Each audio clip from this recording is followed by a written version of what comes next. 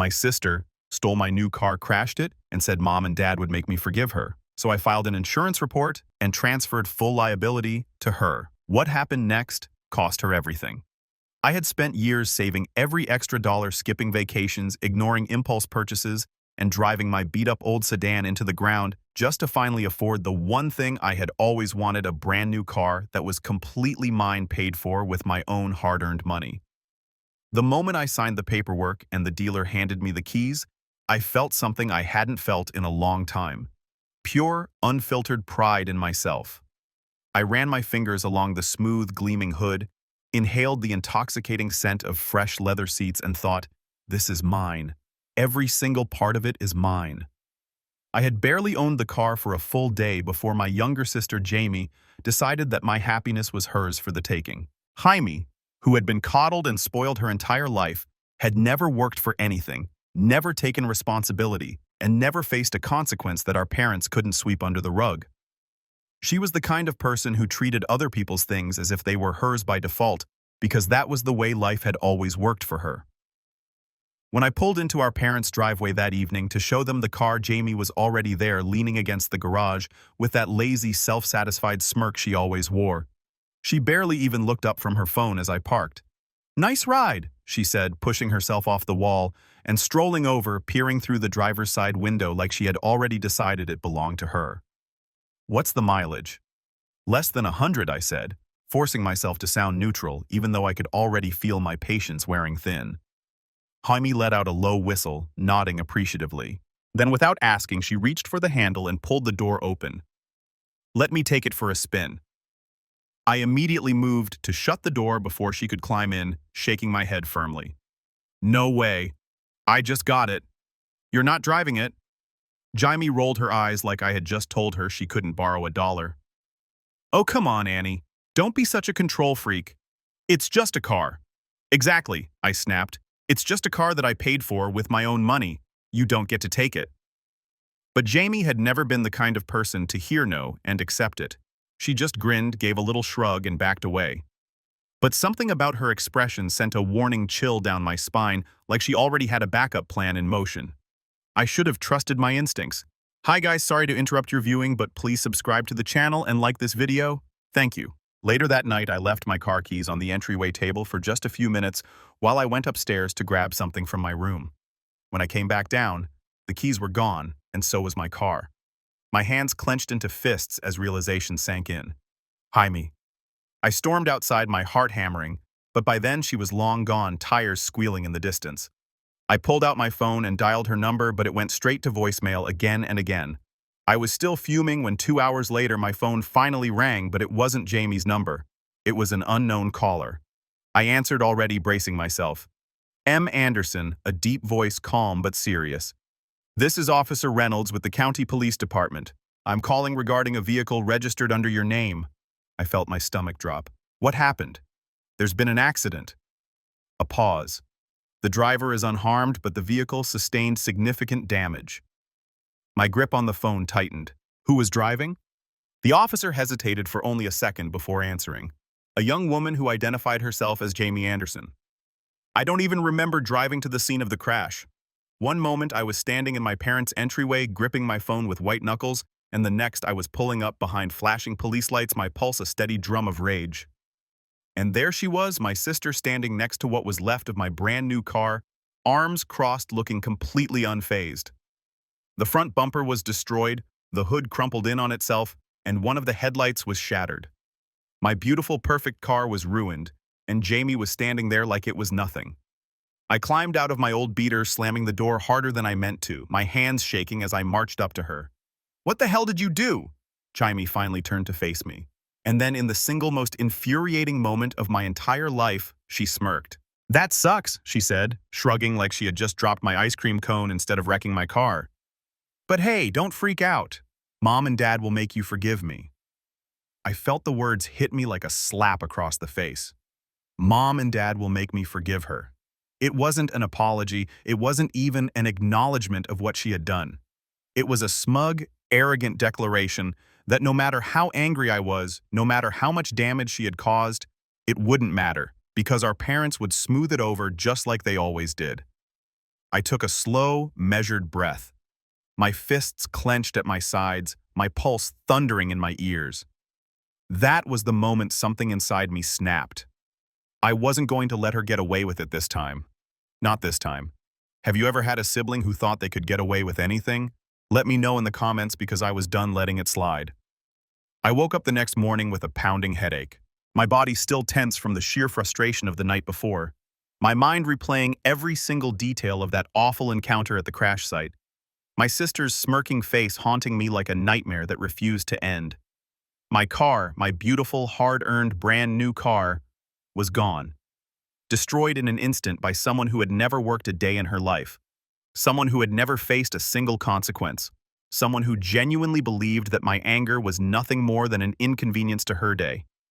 I knew before I even stepped out of bed that my parents would be calling me, that they would be demanding a conversation, that they would try to smooth this over like they always did, as if Jamie's actions were just another minor mistake that we could all forget about if I would only be reasonable like a good daughter should. Sure enough, the moment I checked my phone, I saw 3 missed calls from Mom, 2 from Dad, and a text message from Jamie that was so breathtakingly arrogant, I had to read it twice just to believe my own eyes.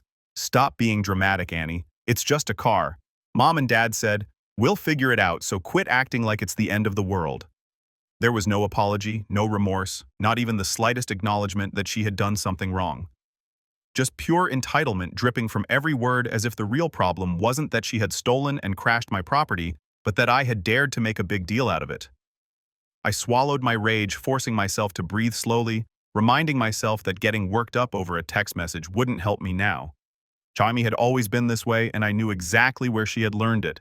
I drove to my parents' house, my knuckles white against the steering wheel of my ancient backup car, my stomach twisting with a mix of anger and exhaustion, already knowing exactly how this conversation was going to go. I walked in without knocking, not bothering with pleasantries, finding my parents sitting stiffly at the kitchen table, their expressions a perfect mixture of forced concern and thinly veiled exasperation, as if I were the problem here, as if my reaction was the thing that needed to be fixed. Jamie sat slouched in one of the chairs, scrolling through her phone, looking completely unbothered, like she was waiting for this whole thing to blow over so she could move on with her life, while I was left to pick up the pieces of what she had ruined. Mom sighed heavily, setting down her coffee cup, like she was already exhausted by my presence, rubbing her temples, as if she were the victim in all of this. "Annie, honey, we need to talk about this situation because this anger you're holding on to isn't healthy for anyone." I felt something cold settle in my chest, something quiet but dangerous. A slow-burning fury that I had carried for years but had never fully allowed myself to acknowledge until now. My anger. I repeated my voice unnervingly. Calm. My hands resting on the back of an empty chair, gripping the wood so tightly that my fingers ached. "You think my anger is the problem here?" Mom let out a long sigh, exchanging a quick glance with Dad, their silent communication making it painfully clear that they were united in this, that their decision had already been made before I'd even walked through the door. "Sweetheart," she said, her voice dripping with condescension, as if I were a child throwing a tantrum over a broken toy. "It's just a car. Jaime didn't mean to crash it. And we don't think it's fair to punish her so harshly for something that was clearly an accident." I felt something inside me snap, something that had been held together by sheer force of will for years, something that had been stretched and pulled and torn one too many times. "She stole it." I said, my voice flat, devoid of emotion, because if I let myself feel anything, I knew I would explode. I told her no. She took my keys anyway. She stole my car, wrecked it, and then smirked in my face because she knew you would cover for her, just like you always do. Jamie let out a dramatic sigh, finally looking up from her phone, rolling her eyes like this entire conversation was beneath her. "Jesus, sis, you're acting like I murdered someone," she muttered, shaking her head, her arrogance radiating off her in waves. "I made a mistake. Okay, chill out." Dad reached out, placing a gentle hand on mine, his eyes pleading, his expression carefully crafted into something that looked like love, but was really just manipulation wrapped in a prettier package. "Annie, you're her sister," he said softly, tilting his head like he was speaking to a toddler in need of correction. "I know you're upset, but family forgives, sweetheart. That's what we do. We forgive each other." I stared at him at the sheer audacity of those words. at the way he had so effortlessly placed the responsibility on me to fix what Jaime had done, like my feelings were an inconvenience, like my hard work meant nothing, like my sacrifices didn't matter as long as Jaime was happy. I realized in that moment that I had spent my entire life being conditioned to accept this treatment, to believe that my needs came second, that my anger was unjustified, that my pain was something I had to swallow quietly for the sake of keeping the family peace. But I wasn't that person anymore. I wasn't going to let them guilt me into submission this time. So I did something I'd never done before. I smiled. It was small, just a flicker of amusement, but it was enough to make my father pause, enough to make Jaime glance at me with something almost resembling suspicion. "You know what?" I said, my voice light, my expression deceptively calm because I had already made up my mind. "You're absolutely right, Dad. Family forgives, and I don't want to hold on to this anger anymore." I watched as relief flooded their faces, as Jamie's smirk returned as they all leaned back in their chairs, convinced that they had won, that they had successfully broken me down into the version of myself that they preferred. But they had no idea what I was planning. They had no idea that behind my pleasant smile and my easy agreement, I was already putting things in motion. I was going to make Jamie pay for what she did. She just didn't know it yet. I had spent my entire life being told that family comes first, that forgiveness is a virtue, that holding grudges only leads to bitterness. But as I sat in my car outside the insurance office gripping the steering wheel so tightly my knuckles turned white, I realized that those rules had only ever applied to me. Jamie had never been expected to forgive or compromise or sacrifice, because Jamie had never faced real consequences. Not once, not ever, not in all the years she had coasted through life on a wave of other people cleaning up her messes. But that was about to change. And for the first time in my life, I wasn't going to be the one left picking up the pieces. When I walked into the insurance office, the air conditioning blasted against my skin, a stark contrast to the fire simmering in my chest. The calculated rage that had been fueling me since the moment Jamie had sneered in my face and told me our parents would make me forgive her. The man at the desk barely looked up as he typed something into his computer. His voice clipped and professional as he asked how he could help. I took a deep breath, steadying myself before speaking, knowing that once I set this in motion, there would be no going back. "I need to file a claim for my car," I said, keeping my tone even, my expression carefully neutral. He nodded, clicking a few more times before glancing up at me. "Was it an accident? Do you have a police report?" "Yes, there's a report," I said, my pulse steady, my decision unwavering, and I need to report it as unauthorized use. That made him pause. He blinked once, tilting his head slightly, as if trying to determine whether he had misheard me. "Unauthorized use?" He repeated, his voice laced with a note of curiosity. "Are you saying your vehicle was stolen?" I could have said yes, but I knew better than to lie outright, especially when the truth was just as damning. "I never gave permission for her to take it."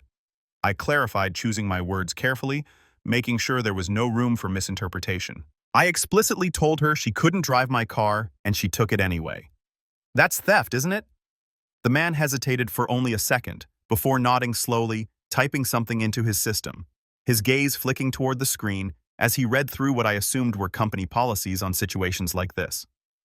"If you can provide proof that you denied her permission, and she took the vehicle regardless, then yes, this qualifies as unauthorized use." I reached into my pocket, pulling out my phone, my fingers moving swiftly as I pulled up the text messages from Jamie. The ones where I had told her no, the ones where she had laughed it off like my words meant nothing. I turned the screen toward him, watching as he read over the messages, his eyebrows raising slightly before he nodded again. "This should be sufficient," he said, his voice now purely professional, his fingers moving over the keyboard with precision. "Since you're filing for unauthorized use, the liability will not fall on you. It will transfer to the driver, Jaime. The liability would transfer to Jamie." The reality of it sank in slowly, like warm honey drizzling over the cold steel of my fury, coating it in something rich and satisfying. Jaime, who had spent her entire life escaping responsibility, would finally have to answer for something. Jaime, who had laughed in my face and told me I would have to forgive her, was about to learn what it felt like when the world didn't bend to her will. "How much are we talking about?" I asked, keeping my voice steady. though inside my heart was thrumming with a strange, unfamiliar thrill. The man glanced at his screen, adjusting his glasses before answering. Well, given the extent of the damage, the estimated total she'll be responsible for is somewhere between $30,000 and $40,000. $30,000 to $40,000. I exhaled slowly, absorbing the number, letting it roll over me like a wave of pure vindication. Jaime had never had to deal with anything more than a slap on the wrist, never had to truly face the weight of her actions. But now that weight was about to come crashing down on her, and I wasn't going to lift a single finger to stop it. By the time I walked out of the office, the sun was shining brighter, the air felt crisper, and for the first time since this nightmare began, I felt good. I felt powerful. I felt free. Later that night, I sat in my apartment scrolling through social media, my eyes narrowing as I landed on Jamie's latest post. A picture of her and her friends at a bar, drinks in hand. Her caption as arrogant as ever. Tough day, but nothing a few drinks can't fix. Some people need to chill out and move on. Life's too short to stress about little things. Little things. That was what she called it. The sheer audacity of it sent a ripple of laughter through me. A sound so foreign that it startled me for a moment before I leaned back against the couch, shaking my head in amusement. Jaime thought she had won. She thought this was over. She thought our parents had bailed her out once again, that everything was going to go back to normal, that I had simply swallowed my anger and moved on like I always had before. But what Jaime didn't know, what she wouldn't know until that insurance claim finished processing, was that this time I wasn't letting it go. This time Jaime was going to learn the hard way. And by the time she realized what I had done, it would already be too late. Sitting at the dinner table, I could already feel the weight of their expectations pressing down on me, thick and suffocating, as if they had collectively decided that tonight would be the night I finally fell back in line. My father had set the table like it was a holiday gathering, candles flickering in their holders, the smell of roasted chicken and buttery mashed potatoes filling the air. His way of making it clear that this was meant to be a family moment, a night of reconciliation, a scene carefully crafted to smooth over what they viewed as an unnecessary conflict. My mother sat at the head of the table, her usual presence commanding, but relaxed her expression, giving nothing away. But I knew exactly why we were here, why this meal had been planned so soon after the accident, why Jaime sat across from me with that insufferable smirk stretched across her face, her phone resting next to her plate, as if she couldn't be bothered to pretend this mattered to her at all. I could feel it coming. The inevitable conversation they had all rehearsed in their heads, the carefully chosen words they would use to convince me that my anger was inconvenience rather than justified, that my reaction was exaggerated rather than appropriate, that Jaime deserved my forgiveness simply because she was family. But as I sat there, my hands resting in my lap, a thick envelope pressed between my fingers beneath the table, I felt nothing but an eerie sense of calm, because unlike them, I already knew how this dinner was going to end. Jaime was the first to speak, her voice dripping with the kind of arrogance that had been nurtured since childhood. Her words laced with condescension, her smirk widening as she leaned back in her chair, arms crossed over her chest. "So, have you calmed down? Or are you still planning to throw a tantrum over a stupid car?" The words barely registered, barely stirred anything inside me, because I had already expected them, already prepared for the way she would turn this into a joke, already knew that she would try to make me look like the unreasonable one in front of our parents. I simply tilted my head, offering her a small, unreadable smile, watching as her confidence grew, in the face of what she assumed was submission, watching as my parents exchanged relieved glances, believing foolishly that they had won. My father let out a dramatic sigh, the kind that was meant to sound exasperated but gentle, as if he were taking on the exhausting role of mediator, as if he were the only one with the patience to deal with me.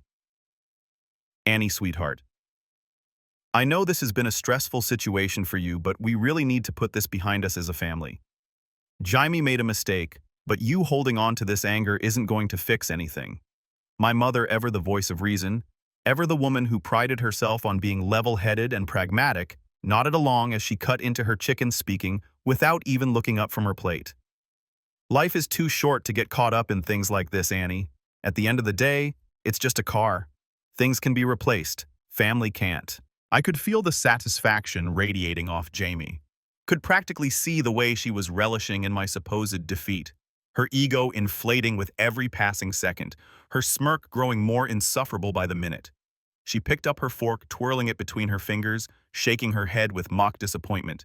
Seriously, sis, you need to chill. I swear you've always been like this, overreacting, making everything a huge deal. I mean, come on. I cracked a car. Not your entire life. You'll get over it. It was in that moment, as she let out an amused chuckle as my father reached across the table to place a reassuring hand over mine, as my mother gave a small nod of approval at Jamie's words, that I finally moved. I reached beneath the table, pulled the envelope into view, and placed it directly in front of Jamie with deliberate precision. The sound of thick paper hitting the polished wood loud enough to make all three of them pause. Jaime barely spared at a glance, her smirk still firmly in place as she shook her head, rolling her eyes like I was being dramatic, like whatever I was about to do couldn't possibly be worth her time. What's this? Some angry letter about how I hurt your feelings? Read it, I said simply. My voice, even my expression, unreadable. Something in my tone must have caught her attention, because for the first time that night her amusement wavered her smirk, faltering just slightly as she reached for the envelope, fingers hesitating for only a second before tearing it open. The moment she pulled out the papers, the moment her eyes scanned the words printed across the top, the color drained from her face so quickly that it was almost satisfying to watch, almost poetic in its irony. I watched in silence as her hands tightened around the pages, as her mouth opened and closed without sound, as her entire posture shifted from smug arrogance to quiet, dawning horror. My father frowned, glancing between us with confusion. His hands still resting near mine, his grip tightening slightly. Annie, what is this? Jamie's voice was barely a whisper, her fingers gripping the document so tightly that the edges crumpled under the pressure. What did you do? I took a sip of my wine, letting the silence stretch just long enough to make them uncomfortable. Just long enough for the weight of reality to settle onto Jamie's shoulders before I finally spoke. My voice, calm, measured, almost gentle. That, dear sister, is the finalized insurance report, the one that officially transfers full liability to you. The air shifted instantly, thick with tension suffocating in its weight. The sudden realization hitting my parents like a slap across the face. My mother finally looked up from her plate, her fork frozen halfway to her mouth, her eyes sharp, calculating, trying to piece together what had just happened, trying to understand how Jaime had gone from untouchable to responsible. My father pulled his hand away, flipping through the papers, with growing panic, his breath hitching as he processed what this meant as he read the numbers printed clearly in bold ink. Jaime, for the first time in her life, looked afraid, and I had never felt more satisfied in my entire existence. Jaime's chair scraped loudly against the floor as she pushed back from the table with enough force to rattle the silverware. Her breath coming in sharp, uneven bursts, her face twisted in a mixture of disbelief and fury, her hands gripping the insurance paper so tightly that they crumpled under her fingers. She stood there for a moment, her chest rising and falling, as she stared at me with something that looked almost like betrayal, as if I had somehow wronged her by refusing to roll over and accept what she had done. As if the real crime here was not her recklessness, not her entitlement, not her theft, but my audacity in making her face the consequences of her actions. Her voice was tight when she finally spoke, low and furious, shaking with barely contained rage. This isn't funny, Annie. Tell me you're joking. I didn't respond immediately, letting the silence stretch between us, watching as panic flickered across her face, watching as she looked from me to our parents, like she was expecting them to step in and fix this before it spiraled out of control. My father's lips were slightly parted, his fingers clutching at the fabric of his shirt, his eyes darting across the papers in front of him as if searching for a loophole, a way out, some piece of information that would make this all go away. My mother, ever the composed one, took a deep breath and placed her hands flat against the table, her voice measured, calm, but laced with something dangerously close to frustration. Annie, she said, her gaze sharp, heavy with expectation, the way it always was when she wanted me to fold. This is going too far. You're punishing your sister in a way that isn't just cruel, it's vindictive. Jamie let out a bitter laugh. The sound, hollow, forced her fingers running through her hair as she turned away from the table, pacing like a caged animal, shaking her head in disbelief. This is insane. You're actually trying to ruin my life over a goddamn car. I leaned back in my chair, crossing my arms over my chest, my expression unreadable, my voice steady. No, Jaime, I'm not ruining your life. I'm just not cleaning up your mess this time.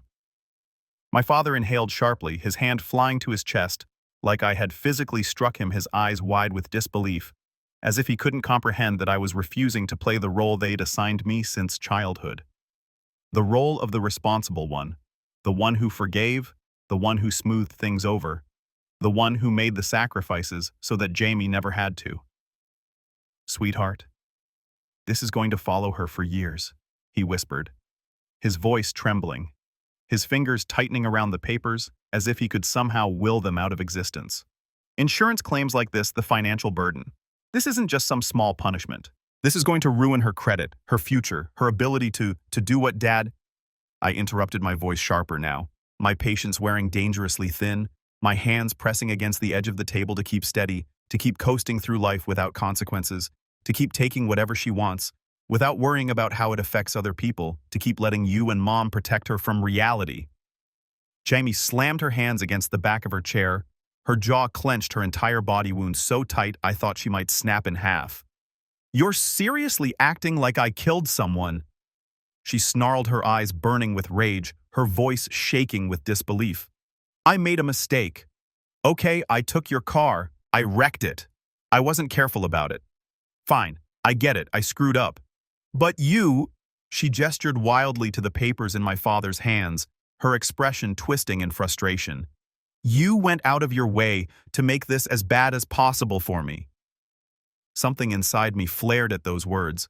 Something raw, something furious, something that had been simmering for years but had never fully surfaced until now. I rose to my feet slowly, deliberately, my gaze locking onto hers, my voice low but unshakable, my anger cold and precise. You didn't care when I lost something I worked for. Why should I care now that you're losing something?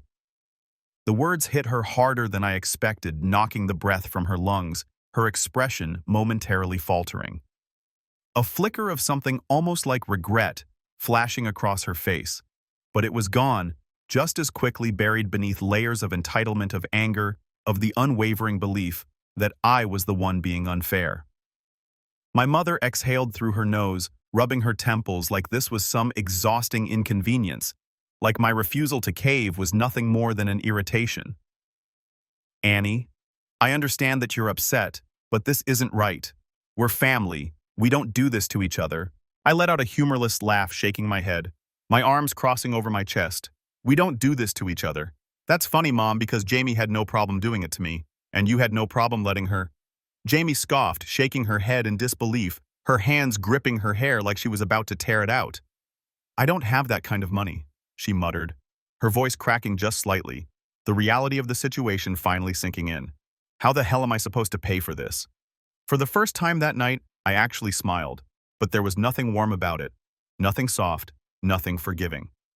Figure it out, I said simply, turning my back on her, walking toward the door, refusing to look back, refusing to give her the satisfaction of seeing even a sliver of doubt in my expression. I heard my father call after me, his voice high with desperation, pleading with me to think this through, to be reasonable, to not let this tear the family apart. But I didn't stop, didn't turn, didn't hesitate. Jamie had taken something from me, and for the first time in her life, she was going to give something back, whether she liked it or not. Days passed, but Jaime didn't call, didn't text, didn't try to reach out. And honestly, I wasn't surprised in the slightest, because I knew exactly what she was doing. She was scrambling, panicking, trying to find a way out of the mess she had created, desperately hoping that someone somewhere would bail her out the way they always had before. I could picture her pacing in her overpriced apartment, running her hands through her hair, calling our parents every hour to demand that they fix this, just like they had fixed everything else for her in the past. Never once stopping to consider that maybe, just maybe, this was a problem too big for them to sweep under the rug. I knew my parents had money, but I also knew that they weren't rich enough to make $40,000 magically disappear. Not without making serious sacrifices, not without dipping into funds that were meant for their own security. Not without shaking the foundation of their comfortable lives in a way that would make them deeply, profoundly uncomfortable. And if there was one thing I knew for certain, it was that my parents despised being uncomfortable. The pounding on my door came 3 days later. I didn't even need to check the peephole to know it was her. The aggressive knocking, the impatient huff of breath on the other side, the sheer entitlement practically radiating through the wood was all the confirmation I needed. I took my time answering, letting her stew, letting the silence stretch long enough to make her wonder if I was even going to acknowledge her at all, letting her feel just a fraction of the frustration and helplessness that I had felt when she had stolen my car and wrecked it without a second thought. When I finally opened the door, I found her standing there looking disheveled. The dark circles under her eyes more pronounced than usual, her normally cocky posture slightly hunched, her fingers twitching at her sides like she was barely holding herself together. I leaned against the doorframe, arms crossed over my chest, my expression carefully neutral as I arched an eyebrow at her. "Something wrong, Jamie." Her jaw clenched at my words, her eyes flashing with something dark, something dangerous, something that looked an awful lot like a last-ditch attempt at control. "You need to undo this," she said, her voice low, tight, barely restrained. "I don't care what it takes. I don't care what you want from me. Just make this go away." I let out a quiet breath through my nose, shaking my head slightly, my expression unchanging, my patience non-existent. "It's done," I said simply, my voice steady, calm, unshakable. "You'd need a lawyer and about $30,000 to fight it. And we both know you don't have either of those things." For a split second, I saw something in her face crack, a tiny fracture in the carefully constructed mask of confidence she had worn for her entire life. A flicker of pure, unfiltered panic that she couldn't quite suppress. But just as quickly as it had appeared, it was gone, replaced by anger, by resentment, by the same defensive arrogance she always defaulted to when things didn't go her way. She let out a sharp, bitter laugh, running both hands through her hair before dropping them to her sides, her shoulders tensed, her breathing uneven. "You seriously hate me this much?" she demanded, her voice rising now, her composure slipping with every passing second. "You seriously think I deserve to have my entire life destroyed over a stupid car?" I tilted my head slightly, watching her with something close to amusement, something cold and detached and utterly devoid of sympathy. "You destroyed my car without a second thought, Hamie. Why should I care that I'm destroying your bank account?" Her hands curled into fists at her sides, her nostrils flaring, her entire body shaking with barely contained rage, her voice breaking under the weight of her own desperation. "This isn't fair, Annie. You're punishing me for something that was never meant to be this serious, something that wasn't supposed to ruin me. I made a mistake, okay? A stupid mistake. But what you're doing, it's cruel, it's calculated, it's insane." I felt my lips twitch. Not quite a smile, not quite anything at all. Just a small, satisfied acknowledgement of the irony of the moment, of the way Jamie was finally experiencing something she had never once considered before. Accountability. "You'll figure it out," I said, simply shifting my weight onto one foot, my voice light, almost dismissive. "That's what you always do, right?" For the first time in her life, Jamie had nothing to say. I started to close the door, but before I could, her phone buzzed in her pocket, and I saw her face shift into something that almost resembled fear. Her fingers fumbling to pull it out, her eyes scanning the screen with a mixture of confusion and dread. I leaned casually against the doorframe, watching as her expression darkened. Her jaw tightening, her fingers gripping the phone so tightly that her knuckles turned white. "What's wrong, Jamie?" I asked, my voice dripping with false innocence, my eyes never leaving her face. Her mouth opened slightly like she wanted to say something, but no words came out, just a sharp, uneven breath, just the sound of her own world crumbling around her. And I knew in that exact moment that she had finally gotten the message. I had been waiting for her to receive the one from her employer, the one informing her that her reckless behavior had raised concerns, the one explaining that her recent promotion was now being reevaluated, the one making it clear that her Golden Girl immunity was officially over. For the first time in her life, Jamie was well and truly alone. I didn't wait for her to look up at me, didn't wait to see the full scope of her realization, didn't wait to hear whatever pathetic excuse or desperate plea was bound to spill from her lips. I simply smiled, a slow, knowing, satisfied smile, and gently shut the door in her face.